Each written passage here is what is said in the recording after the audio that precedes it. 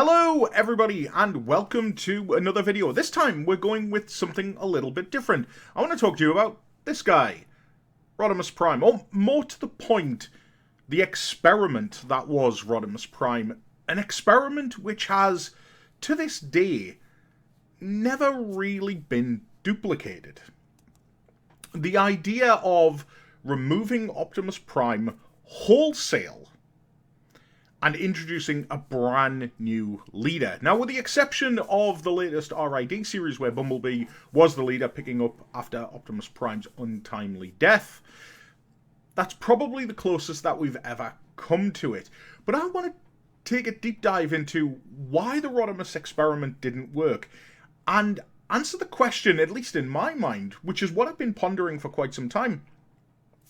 Was the Rodimus failure Rodimus's fault? And I think you'll be interested to know where I land on this debate. So, first of all, let's give a little bit of backstory to anybody who might not be as familiar with Rodimus Prime. In 1984, the original Sunbow cartoon series airs, and it goes through 2 seasons. It is a massive success. It's the biggest toy line in the world at the time. And then in the summer of 1986, we get Transformers the movie, which removes pretty much the vast majority of the 84 product in its entirety, keeps around some of the 85 toys, and brings in a whole new cast of characters that would make up Transformers moving forward. It would jump the timeline to the year 2005, the far-flung future of 2005, and introduce us to not only a new cast of characters, but also a new leader in the form of Rodimus Prime, who is the Matrix bearer after he takes the Matrix from Galvatron, who took it from Ultra Magnus, who inherited it from a dying Optimus Prime. Does that all make sense? Good. Now this is where things start getting interesting. The plan to do this, the plan to get rid of the old product and to bring in new product, had been there since the very inception of the cartoon. Well, close to the early inception of the cartoon. When the cartoon was getting ready to air, before it had aired, Transformers the movie was already being worked on.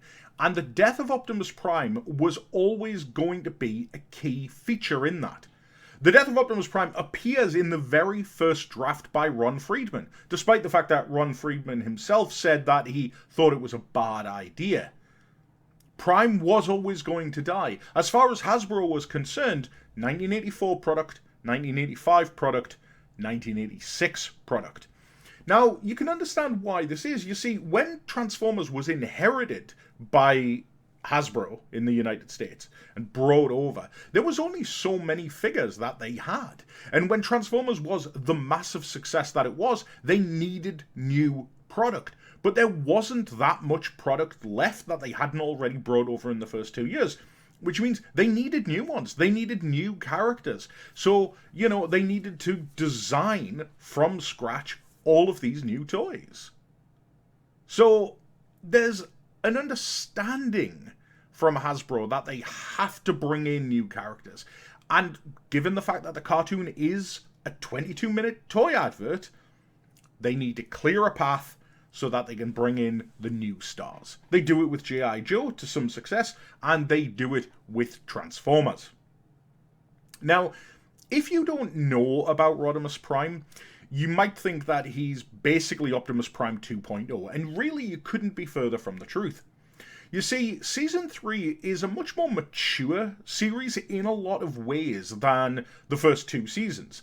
It moves the story, like I say, several years into the future, but it also goes ahead and removes some of the staples, the tropes that the original series would have. For a start, Season 3 is much more of a sci-fi show, despite the fact that Transformers is about mechanical robots from outer space, but the first 2 series predominantly set on Earth, dealing with Earth things. Series 3, no. Completely different. It's set in the far-flung future, therefore it's going to be a sci-fi show. They're out in space most of the time. You can probably count on one hand the amount of times that they spend on Earth for any given length of time. And Rodimus also reflects a growing up not only of the cartoon, but perhaps of the audience as well. In the very first script for Transformers the movie, Rodimus is, or Hot Rod as he is sort of positioned as the Luke Skywalker of the group. He's the young hero, and he's growing into manhood, and very much the movie that we get sees that mature step being taken. But it is very much a forced mature step. He is still Hot Rod when he gets the Matrix, and when he becomes Rodimus Prime, when he matures into the Prime, not a godlike being, but the leader of the Autobots, he suddenly has an awful lot of responsibility. I always sort of look at Optimus and Rodimus akin to Superman and Spider-Man. Superman is the infallible hero. He is the guy that will always do the right thing, and he will always save the day. He is, after all, Superman. And that was Optimus Prime's role. He was the hero who would come along and save the day. Rodimus, on the other hand, is a lot more unsure of himself. Rodimus makes mistakes several times. A lot of the times, the mistakes that he makes are the same mistakes. I mean, there's one time when he does give the Matrix to a zombie version of Optimus Prime because he thinks that's a really good idea. He wasn't the brightest spark, let's put it that way. Ironically, Rodimus's maturity and his acceptance of his new role wouldn't come until the third to last episode of the series, in the episode Burden Hardest to Bear. But all of that would be undone one episode later, because one episode later we would get the return of Optimus Prime. Now, I want to give you a little bit of timeline here for what the return of Optimus Prime looks like. We know that the final script was signed off for the return of Optimus Prime in November of 1986. The episode aired in February. That gives you some idea as to how quick the turnaround time was for these episodes being made. And it's lucky that they had such a quick turnaround, because the plan was never to bring Optimus Prime back to life. But why did they? Why did they bring Optimus back? Well, I think to answer that is to answer why Rodimus was a failed experiment. Go with me on this. The last episode of Season 2, Bot, a dreadful episode, but it is what it is around February of 1986. Up to that point, we've had about, how many episodes? 50 episodes? Something like that, of the original Generation 1 cartoon. We've also had 2 to 3 years of product being on the shelves. People being able to buy the toys. So kids have their toy collection. They have their Optimus Prime. They have their Ironhides, their Wheeljacks, their Ratchets, their Prowls, their Megatrons, their Soundwaves, their Starscreams, Thundercrackers, blah, blah, blah, blah, blah, blah, blah, blah. They have these toys. They watch the cartoons. Bot goes off the air in February. In August, Transformers the movie hits, jumps the timeline 20 years into the future, massacres all of the kids' favourites, and introduces a whole new raft of characters. Transformers the movie is a commercial bomb at the cinema. Makes between $5 to $10 million. We hear the stories of kids getting taken out of the cinema crying at the death of Optimus Prime. I, myself, shed a tear as a small child when I watched it for the first time on VHS. Optimus Prime meant something to us, but to Hasbro, at the time, these weren't legacy characters, these were product. The death of Optimus Prime had been planned several years beforehand. This was always the idea. The notion that kids would grow a massive sentimental attachment to a toy truck just didn't seem logical. I think that goes somewhere to telling you about the performance that Peter Cullen gave and the honesty with which the character was written. Kids resonated with Optimus Prime. Kids loved Optimus Prime. But that percentage of kids that went to see Transformers the movie must have been really, really small in the grand scheme of things. Remember, it only makes $5 to $10 million. Even with the best estimates in the world, you know, that's not a patch on the total amount of people who were invested in Transformers. So let's say, for example, you weren't one of those kids that went to see Transformers the movie. What happens? Well, in February, you see Bot, the last episode of Season 2. Now, the show's constantly in reruns, so from February to September, you're watching Transformers. You're watching all of your favourite episodes again. Heck, maybe you even own some on VHS. But you don't go to see Transformers the movie. Then in September, 1 month after the release of Transformers the movie in cinemas, Five Faces of Darkness Part 1 airs. And you're like, I beg your pardon? All of a sudden, all of the characters that you grew up with are gone. All of the toys that you've bought, all of the heroes that you followed, all of the Decepticons that you love, they're gone. Okay, there's Grimlock, there's Perceptor, there's Blaster. I recognize these characters. But who's Springer? Who's RC? Who's Cup? Who's Blur? Who's Ultra Magnus? Who is Rodimus Prime? And that's where I think the great experiment of Rodimus Prime falls down. You know, some people might say, oh, well, his toy was rubbish. He didn't have any articulation. It had 2 points of articulation in the shoulders. You know, an aerial bot, a random aerial bot, has more articulation than Rodimus. And that's true. The toys in Season 3 did suffer.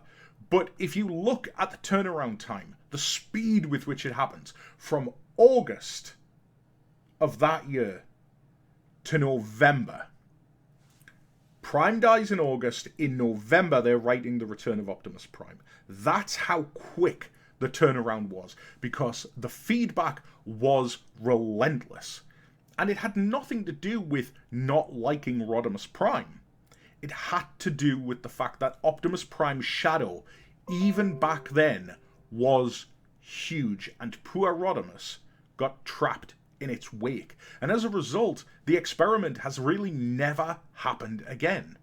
Optimus has always been the legacy, you know, with the exception of the Beast Wars shows where technically Optimus Primal isn't Optimus Prime.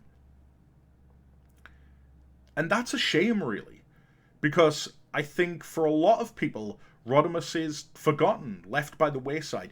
Hot Rod will always show up in comics. And sometimes he'll even go by the name of Rodimus when trademarks are not available. But to be Rodimus Prime again, to be the chosen one, to be the one who is supposed to lead the Autobots after the Great War. Because that was the great thing about Rodimus. If you watch Season 3, you know, he's more of a diplomat than he is a fighter. Yes, he will get his fists dirty with the Decepticons, but he's negotiating peace treaties. He's doing important work. He's doing more, dare I say it, grown-up work. He is trying to be a leader when he doesn't want to be. He's a much more mature and rounded character. But his fate was sealed beforehand. And I think that is a shame. And I would love for Hasbro to try and do it again. Will we ever see it? No, honestly, I don't think we will. I think the closest that we've ever come was, you know, Bumblebee taking the lead in the IDW comics when James Roberts and John Barber took over. But even then, Optimus Prime was still around. He was just in exile. And inevitably, he came back. And that is Prime's job, isn't it? Prime will always be there. Optimus, of course. Optimus's job is always to be there. I think it's a fascinating thought that in a different universe where the backlash hadn't been so severe, that we would have seen more adventures with Rodimus Prime, and perhaps his legacy wouldn't be as tarnished as it perhaps is. Nowadays, you'll look online and you'll see people say, well, you know, he was the guy that killed Optimus Prime, and that's complete nonsense.